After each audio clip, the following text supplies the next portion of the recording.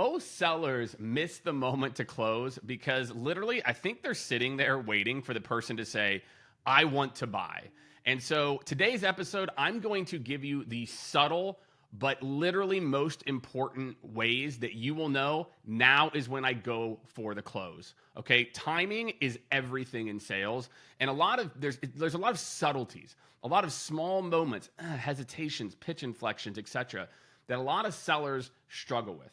And there's a lot of research that talks about closing too early, trying to get people to commit to a bunch of like random things like when they're not ready to buy. I think all of you know exactly what I'm talking about there. And there are some very non-obvious signals that if you miss these, you're probably hurting your close rate by 10, 20, maybe even up to 30%. And so in today's episode number 24 of Innovative Seller, that is what I'm going to teach you. I am going to teach you the non-subtle and the subtle ways that you are hurting your deals and ways that you can now adjust what you're doing to actually close more. So let's jump into it, all right? So there's a specific shift in language that happens when prospects are ready to buy, right? And you kind of feel it like at each step of the process, right? And once you learn to spot it, you will never miss a closing opportunity again, okay? So when we think about this, really what a sale is a series of little closes, right? And I think if you think about it that way, you think of it as like, I've got to close them for the first meeting to get the second meeting. And then hopefully their team sees enough value, then I get the third meeting. And so sales is really these subtle little closes, right? As opposed to this like big grand thing. And so I'm going to try to break this down for you of what are the things you should be looking for stage by stage that's really going to help you to, alleviate some of the issues you may be having with deals dropping out, and also help you to understand a couple of techniques that I know are going to help you close more deals, okay? So let's talk about first this mental shift of ownership, okay? I want you guys to really understand there's a really big difference whenever someone says when or if, like, well, when we do this, like, and they start saying will. So, will we be able to do this? Will we be moving, to understand implementation, etc.? When is good. I like when they start using like specifics, but I don't want, the hypotheticals or the ifs, right, as a part of that. So I want you to really think about, you want to listen for those, you hear words like we, that's a huge one. If you hear we, that one to me, that language shift is a really, really big one. And you should start to use it early. You should start to say we. Yeah, so whenever we do this, not could do. Could, should, would love to. All those things we need to start to eliminate, right? If we want to close more deals and get more people to the next step of the process, we need to start to use that more kind of affirmative language. So that's the first thing that you want to think about. Check your language at each step, right? In early parts of the process, I'm going to start testing the waters, toss a little we. Like, so when we go live, right, I'm going to start to test some of that language. Then when I get to the middle stages, I'm probably going to say, oh, here's what your plan is going to look like. So again, instead of thinking about, oh, this is what implementation looks like, this is what it could look like, this is what it's going to look like for you based on your, your needs. And then later stage, how I'm looking for that language to show up is I'm looking for them to start to use the language themselves. I want to hear them to start to say we. Again, I don't expect it out of the gate, right? I don't expect someone out of the gate to be like, oh yeah, you're our number one top partner, right? So you want to think of the language shift and noticing that and how do you introduce it at each step. And then you want to start to see basically how it shows up for them as well too. So that's number one. Okay, number two, okay, while you're busy talking features and benefits, your prospects are leaving little digital breadcrumbs that clearly show whether they're ready to buy or not, and most sellers completely miss them.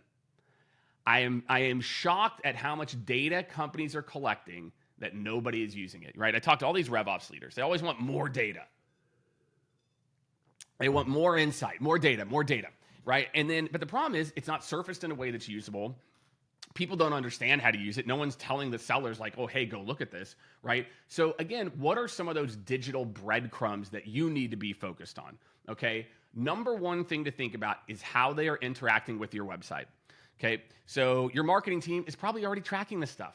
So you need to make sure like you have a process in your CRM or somewhere where you can see, oh, what pages did they visit? Did they visit pricing page? Did they visit a product page? Hey, did I send them a link and they actually did something with it?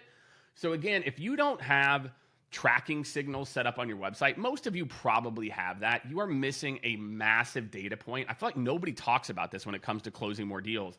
Like, what are people actually doing? You know, make sure you connect with them on LinkedIn. Duh, like that's an obvious one. Right? But again, did they interact with one of your posts? Did they interact, share a company post? Did they interact with it? Did they like it, etc.? So number 2 is, again, if you want to see a realistic view of where you're at in the process, you know, is this thing going to close? You're looking for digital breadcrumbs. Because I'm going to tell you right now, think of it this way. Imagine, is this a real buyer? Someone who you've had 1 or 2 conversations with and they've never visited your website? They've never clicked around. Nobody from that company has visited your website. Ding, ding, ding. That tells you a lot, my friends. So when you're thinking about these intent signals, you're thinking about people actually getting, you know, the signals that tell me if something's going to close. Are they engaging with our website or digital content? To me, I don't know, top 2, top 3 maybe for you. Okay, so next up, when a prospect suddenly brings new people to the conversation, most sellers panic. But it's actually one of the strongest buying signals that you're ever going to see. Do not panic when they bring new people. That is the role. You know, we've got this whole concept we talked about. You know, we talk about an innovative seller. And again, shout out if you have not bought the book. Make sure you have bought the book. If you have bought the book, make sure you are getting our innovative seller newsletter on LinkedIn. I think we have like 35,000 people signed up for it. So make sure we've got a link below. And then if you're watching this for the first time, make sure to subscribe to the channel. We drop episodes every other week on Innovative Seller. We're dropping new videos and tips every single day. So make sure, like, and subscribe to the channel. And sign up for the newsletter, 100% free as well, too. And so as a prospect brings in more people, I start getting excited, right? I start getting very excited. Now, the key is, what do you do after that? And I'm going to get to that in 1 second, okay? And again, keep in mind, I'm going to talk about, there's a couple of non-subtle ones that I'm going to talk about here in about 2 or 3 minutes. So make sure to stick around for that. So for me, when new people get involved and looped in, you need to understand that these people are here to be a part of one of 2 teams. There's somebody who's been brought in to be a part of the business case. This person needs to understand the business case. Or there's someone who is brought in to understand, like, hey, is this really feasible or usable for our team? So step 1 is, when new people are involved, you need to understand what their role is. If you don't understand, that's it. I cannot tell you how many people that I hear, they lose deals because they hear a job title and then they go, oh, well, this person must do this. And so then they make this wrong assumption. And then all of a sudden it's like, oh, Rachel actually was the person who did this, even though Susan had this job title. So again, job titles don't mean anything. I need to know which group this person's in so I know how to position the product. If I know they're brought in to vet the business case, I'm not talking to them about admin features. I'm not talking to them about provisioning logins. I'm talking to them about impact on the business, right? So again, if you're going to engage with new buyers, you need to understand their role. So am I talking about how this is going to make their life easier, or how this is going to make them more money or save them money, right? That's number 1. And number 2, when new stakeholders are involved, sometimes more meetings can actually make deals move faster. Okay, I'm going to rewind that for you. More meetings can make deals move faster. And here's why.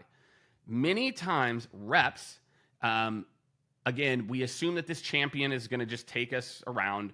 We assume they're going to, talk to these groups. The reality is, most people don't know how to collaborate internally. I think there's a stat, like 84% of companies report poor collaboration. And therefore, you as a salesperson have to be the collaborator. And so my number 1 piece of advice here is, we call it separate solutioning.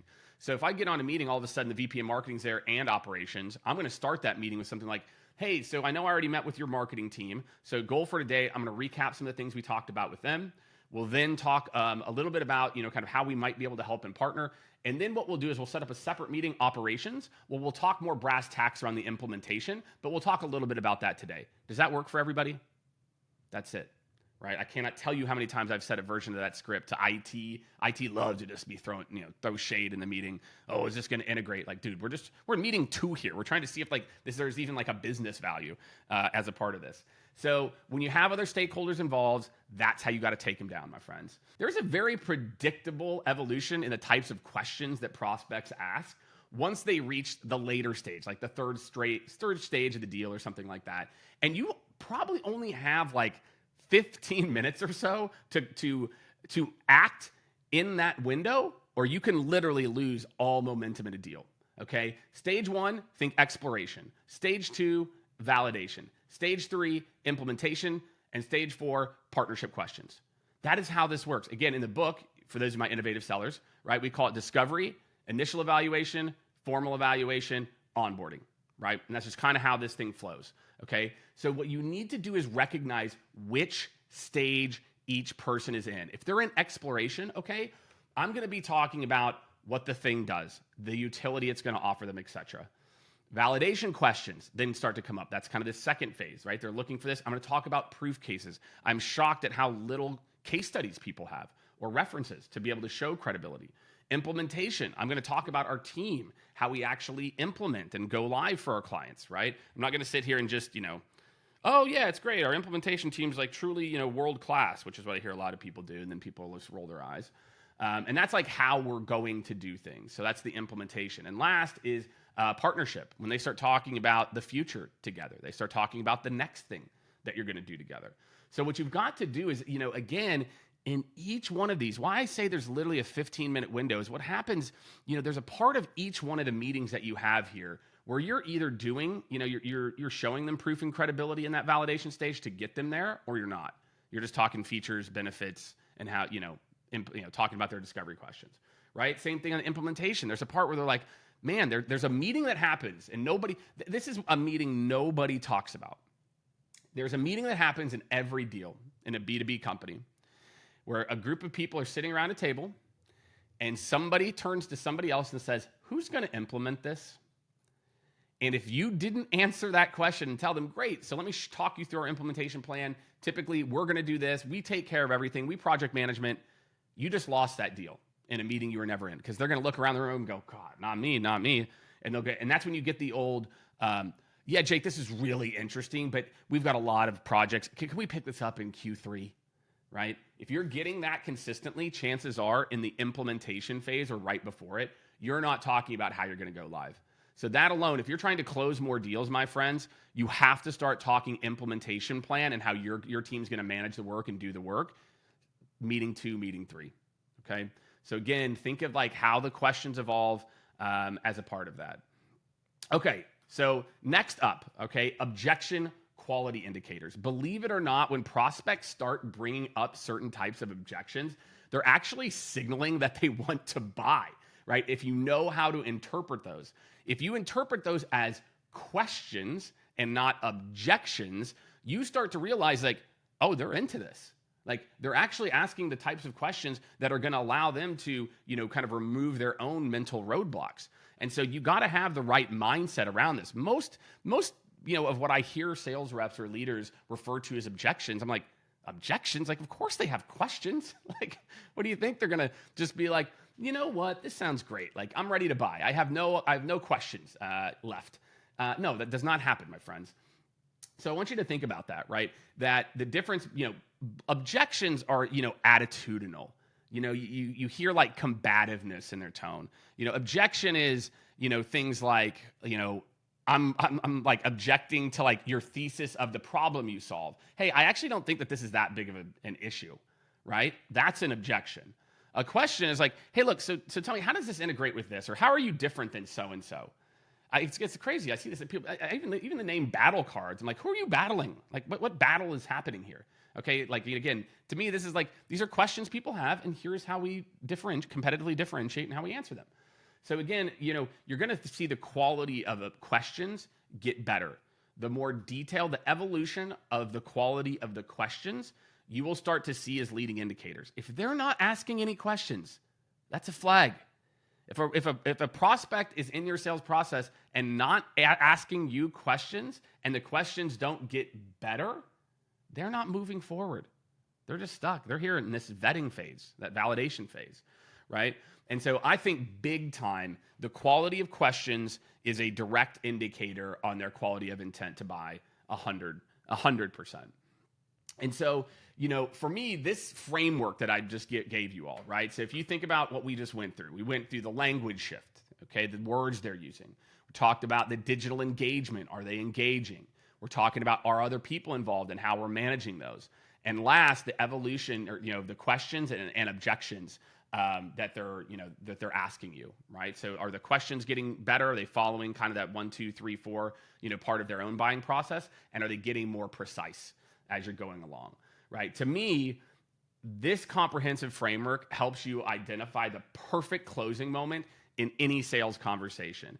And last but certainly not least is the final non-subtle thing I'll give you that, to me, without a fail in my career, when I've closed multi-million-dollar deals, I've lost big deals just the same, there's one thing that I go back and look, and it's always this one piece. It was in the discovery process. I missed a question. And I cannot tell you why it is so important to have your discovery questions laid out and to execute them, even if you feel like you're being redundant at times. Every deal I have lost or won was back. I asked the second or third layer question, and I got that extra little nuance that helped me push it over later. Or I looked at a job title and I didn't ask the second layer questions.